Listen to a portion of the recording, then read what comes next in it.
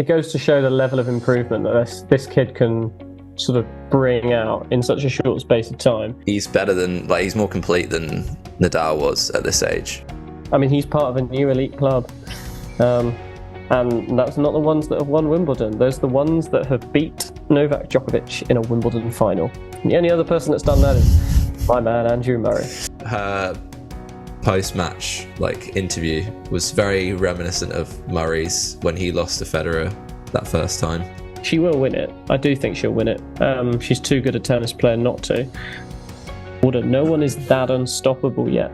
Yes, Swiatek's had a run, but she didn't put on her best performance at Wimbledon. Players are becoming more complete, so you need more variety of shots if you're going to be able to, find your way out of tough moments. One thing might not be working, so you need another kind of shot or strategy to rely on. Welcome back to the Getting a Grip podcast. 2002. That was the last time someone not named Murray, Djokovic, Nadal or Federer won the men's singles title at Wimbledon. Just let that sink in.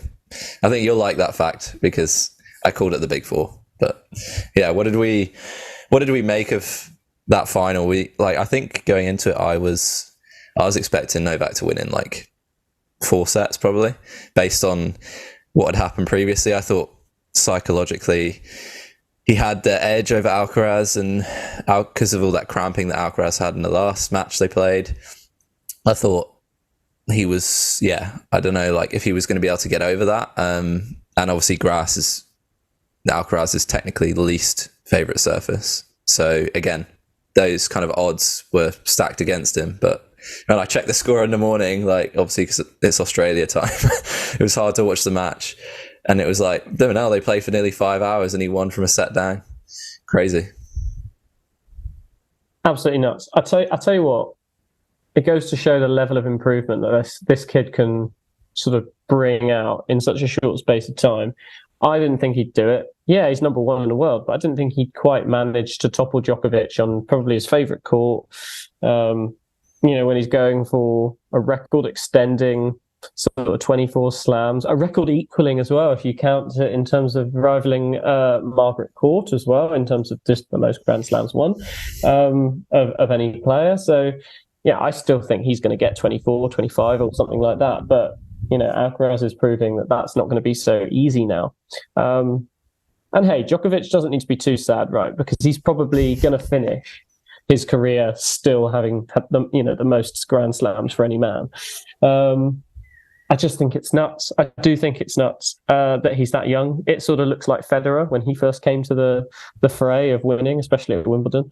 I think saying that grass is not Alcaraz's favourite surface, maybe not now. He looked really comfortable on it towards the latter stages of the tournament. To begin with, didn't.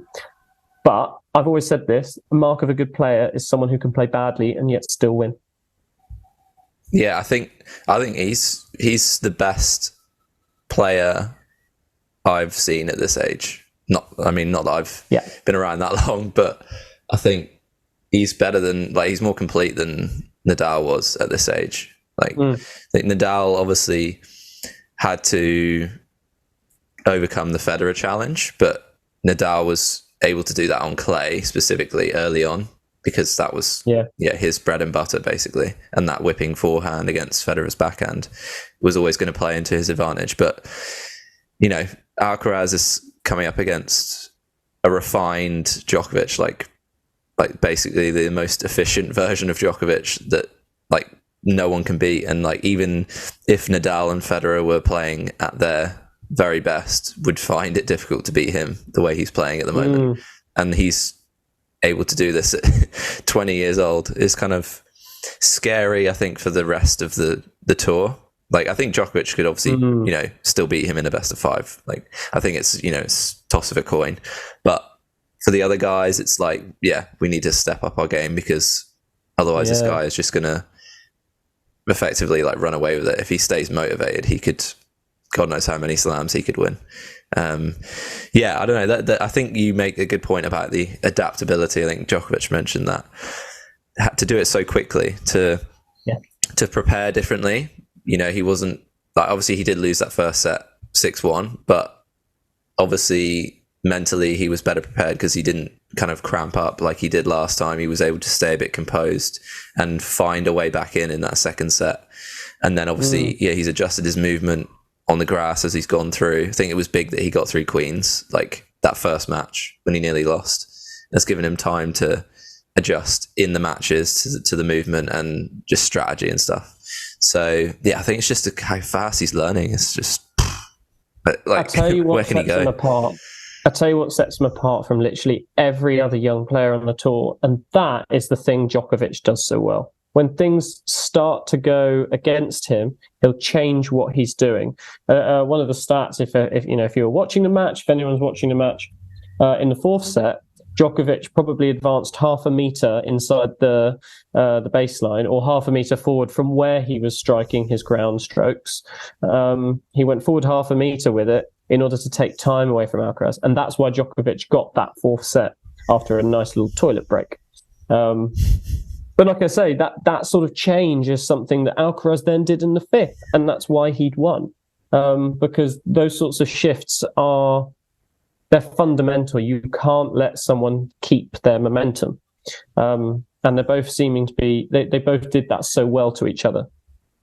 Yeah, it's the complete game, isn't it, really? Like, not just the shots, the athleticism, but the brain, the tactical awareness, like, and obviously the belief that he can beat these guys, which I think some of the other younger players maybe just lack, like, a tiny bit.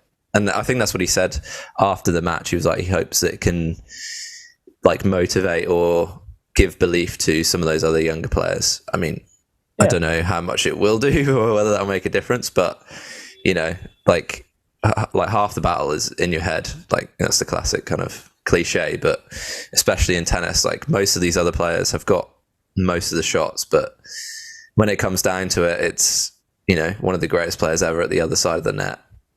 And in the key moments, can you hold your nerve, and do you really believe that you can actually win? So I think that's the thing that extra little thing that he has as well, to just complete the whole game, especially, you know, at the age of 20 as well, which is just what makes it more incredible. So yeah, I don't know. Mentality. Yeah, it's incredible. Really. I'll tell you what, in Breakpoint, you saw that, because he wasn't really in the most recent series of Breakpoint, but it was the fact that no matter how nice as someone is being to him, he's equally as nice back. He has not got a negative bone in his body by the looks of it. Because TFO was like, go win this thing, you're great. It's such lovely comments. And, you know, Alcaraz, as he's walking away, you're amazing. It's just like, that's so, those sorts of things. I don't think many of the other players either have the confidence or the realization to say that sort of thing back, and it's just that slight mental aptitude, that maturity as well, that definitely sets him apart in that regard. Yeah, he's just so comfortable in his own skin already at the age of 20, which I think probably he appears to be. We can't say for sure, but you can't really say. I mean, if you're going to be beating the greatest tennis player in the world, perhaps of all time, maybe what we see is probably real. Yeah. You judge it by his actions, right? Like the way he deals with, like, and no one has a bad word to say about him, like on and off the court. So, and it just shows. Yeah, I think him giving compliments to other people and just being humble around people just kind of shows that. I think he's just comfortable with where he's at and just super focused. I think also this is like looking at his game now. That's where I see tennis going, basically. Like, I don't think you're going to be able to, Federer and Nadal were incredible, but like Djokovic said, they still had weaknesses in their game. Whereas I think going forward, you're going to have like, every shot is going to have to be super reliable. You're going to have the athleticism, the mentality, everything to be able to get to that top. Because I think Alcaraz is setting the new benchmark for where players are going to have to get to. Yeah, I mean, he's part of a new elite club. And that's not the ones that have won Wimbledon. Those are the ones that have beat Novak Djokovic in a Wimbledon final. And the only other person that's done that is my man, Andrew Murray. So you see, he was watching as well. He was watching the entire match. Oh, yeah, was he? At home? Makes me wonder. No, he was there in the audience. It makes me wonder if he was rooting for Djokovic or Alcaraz. You know, it's like. Well, maybe he wanted to keep the record for having beaten Djokovic on centre court. Probably, yeah. But on the other hand, fed up like most of us are with him winning so many slams. It's kind of crazy. It's been 10 years since he lost on that court. But I think I'm most glad that he hasn't got 8 titles, because obviously that's like the one record Roger still has. I know you want Roger to keep that record. I can see that, yeah. Although it's funny as well, because Novak did go into that tournament and he pretty much word for word said, yeah, I'm going to win this. So, you know, he knew the position he was in. I think to come up against someone who's in that mentality, and you know that mentality works for him as well, and beat him, it's incredible. I think the tennis and gods especially go on. I was gonna say, especially the fact that you know, he's beaten Djokovic on centre court. I think Djokovic may have been a bit rattled in the Sinner match by the whole crowd against him thing, because he was making a lot of gestures and stuff like that. The crying as well was quite funny as well. So, you know, maybe that had rattled him. Maybe his mentality wasn't as good. People were kind of supporting Alcaraz. Centre was a bit weirdly quiet, I think, actually, with that match. But yeah, it's hard to say he's rattled by it, because I feel like it just happens so often now. It's like he just uses it as fuel normally. So against Sinner, it definitely looked like it. Yeah, that crying thing is just going to be its own like meme, isn't it? I hope so. But I think the tennis gods were smiling down upon us. Like, just keep Federer's record intact, keep Margaret Court's record intact for now. But it's hard. You think he's going to be more motivated now to win the US? Obviously, like the calendar slam's gone now, but who's to say it's not going to be those two again in the US Open final? Yeah. Is there anyone else? Like, can you see any of the other younger players maybe breaking through? Or no, it's they're not. Unfortunately, none of them are good enough. None of them have shown any consistency at that level. None of them have been able to back up their own confidence in themselves. None of them seem to have the mentality or the shots. Again, these guys are going to pick up wins, but not on a tour and stuff like that, you know, like Masters, 250s, 500s, all that sort of stuff. But I don't think they're necessarily going to pick up wins because they are better. It's more that there's not quite this diverse foray of competitive players at that heavily top level. There's Carlos and there's Novak. Beyond that, it's a massive gap before the next one. So people can argue all they like, oh, no, Carlos and Sinner, that's always such a matchup. Sinner's not good enough. He isn't. He is not good enough. I want him to be good enough. I'd love for that to be the case. Their head-to-heads are lovely, but he did not show any sense of his best self on the grass. Against Djokovic, he pretty much bowed over and showed his ass. Like, there's not really much. There was pretty much nothing he could do. I think Rune, for me, kind of has a chance. Like, I think mentally he's a little bit better than Sinner, but again, he's still. I mean, he is only 20 as well. That's what we're saying, right? Like, they're allowed to still develop a little bit. It's just this freakish development, like speed of development from Alcaraz, which is just kind of making them all look a little bit less. But they are kind of just where you would hope to be at 20 anyway. Like, they're still very good players. I don't know. It's hard to see anyone coming close to them in the next at least year, really. Because again, like the variety in the game as well, not just the mentality, but like the variety of shots, just weapons everywhere. Like, people talk about weapons, and normally you have like one or two, maybe, but like Djokovic and Alcaraz have got weapons like all over the place, pretty much every area of the court. It's you saw it in that. It was like almost looking at like a mirror image of each other in that match, like when Alcaraz is hitting those backhands on the stretch, and Djokovic is just like, "What? This is what I do." He's doing it to him. Incredible. I think actually the thing that Alcaraz even had over Djokovic was obviously those drop shots, his willingness to play them that little bit more than pretty much any other player. Well, we have to remember as well, like, one's 20, one is not. There's a big age difference. That played a part, I think, especially in that fifth set. I think Djokovic knew mentally what to do. He saw the path to winning, but I don't know if his body may not have allowed him to be quite as fresh as, say, Alcaraz was. So, True. And he did have that tape on his hamstring again. Everyone was on hamstring watch. It's just going to never go away, that now. I think it's probably just like a superstition. Just leave it on there now. Yeah, probably. I mean, if you hit the ball as well as he did at the Aussie Open when he had that issue, then yeah. Oh, God. All right. Yeah, should we talk a little bit about the women's side of things? I think, absolutely. Yeah. I mean, that also is a story in itself. Yeah. Ons first unseeded player. Yeah, I was thinking more about Ons Jabeur's, like, her post-match interview was very reminiscent of Murray's when he lost to Federer that first time. Yeah. And I get that sense as well. I get that sense that Jabeur's going to come back again. She will win it. I do think she'll win it.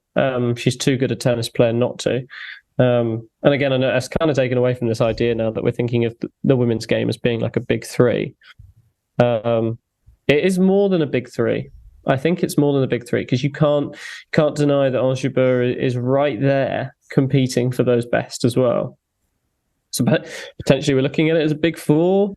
On the grass, it's a little less consistent, so it's harder. But, I mean, we got a new girl as well, an unseeded player. So who knows what that's going to do.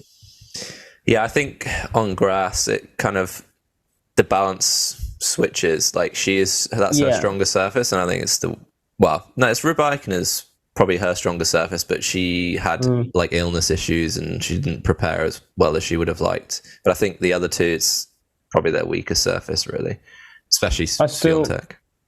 I still feel that Jabeur, she literally beat everyone she had to beat. Yeah. She gets to that final and you think, this should be a formality, and not to take away from her competitor Vondrousova, but it felt like, what happened here? But it was because she was outplayed. It's not like Jabeur played badly at all in that final.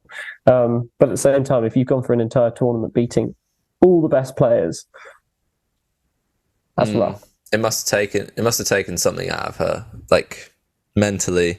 She's definitely mentally better, in a better place this time than she was last time, as you can tell from when she that match against Sabalenka. I actually think that's probably the best she played in the tournament, which I know it happens quite often, right? If you have a tough semi-final, sometimes you end up peaking in that semi-final, which is not ideal, but you got to find a way to get through the match. You got to take it match by match.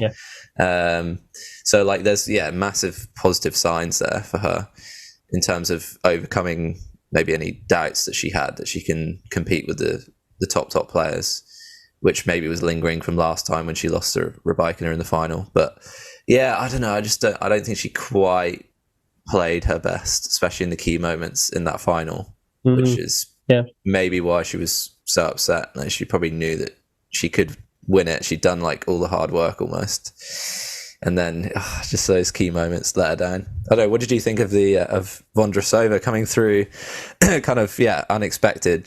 That's her second title, I think, that she's ever won on the pro circuit. The last one was when she was 17, which is crazy. She was quite crafty, I thought. Yeah, I think it definitely helped that it was a grass court tournament, right? So, if anyone unseeded is going to come through and do something like this, it was probably going to happen at Wimbledon before any of the others. However, the way she did it, she just took the momentum out of everyone she played at key moments. She wasn't exceptional in any sense, but she knew how to play those points at the right times, which is funny for someone who's not had the experience to do it. But it's also the mark of someone who has nothing to lose. Every round they gain, she was doing, better than she's ever done, sort of thing. And it's like, okay, well, let's just try it. Let's push it. And it worked. Doesn't always work for these players when they're in that situation, but it worked for her. So, yeah, I think it's great. I think it's a staunch reminder that as much as we talk about there being a big three or a big four, whatever, the women's game turning into this serial winners sort of experience, there are still players that are going to sort of blow that out of the water. No one is that unstoppable yet. Yes, Swiatek's had a run, but she didn't put on her best performance at Wimbledon. You'd expect her to continue that. So, yeah. I mean, she did better than she has done, but she still hasn't quite made that adjustment. Like we were talking about Alcaraz, he's made that adjustment in terms of footwork and movement and returning.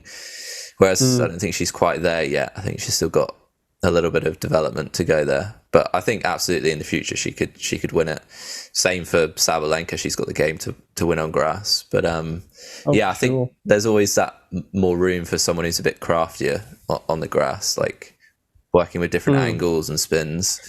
Especially in the women's game, where I think movement isn't as easy.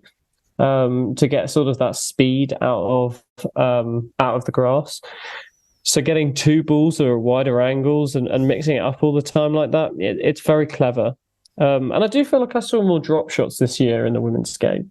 That's definitely something that I feel was a little more present. So, I think that playing the courts that way, it was definitely something that was more available. Whether it's more available, maybe I noticed it more, I'm not quite sure. Maybe I've gone crazy. I don't know. What do you think? Do you think that was the case? Yeah, I think the more it's almost like a counter movement to the baseline game. Like the more the players are trying to play from the baseline, the more you need to try and employ like different shots, like the drop shot, to take people out of their kind of rhythm and their comfort zone. I think as well, that's almost like an on Jabeur effect, where she loves a good drop shot or a little slice. And I just think, like we've talked about before, like more variety is coming. I think in the women's game as well. I think in both men's and women's game, like ultimately players are becoming more complete. So you need more variety of shots if you're going to be able to, find your way out of tough moments. One thing might not be working, so you need another kind of shot or strategy to rely on. You can't just have one way of playing. So I think that's just the way the game's going. Everyone's becoming more sort of an all court game. That's what they call it. Yeah, and we're all the better for it as fans, I think. We're all the better for it because you want variation, you want, a style of game that you get behind, rather than liking someone because you saw an interview where they like Friends, or just because they're winning or something like that. No, you should be a fan of someone for the way they play tennis if you're a tennis fan, and having more variation in how each of these players prefer to play the game and how well they can adapt and stuff like that. It's only going to help, and it only improves fan engagement with women's tennis as well. Yeah, the more that level goes up, the more you have like those moments in a match where you're like, whoa, like that's incredible, didn't expect that to happen. Like you definitely noticed that in the men's final, the gasps in some of the points, like just shots that are almost like, is that even human? I think that the shock factor as well, like that, like increases like people's interest in the game. And it's just I think the way the game's going forward. All right, let us know your thoughts on the two finals or what stood out for you during the tournaments on both men's and women's side. And if you've liked it, give us a follow on the different podcast platforms and subscribe on YouTube. And we will see you in the next one.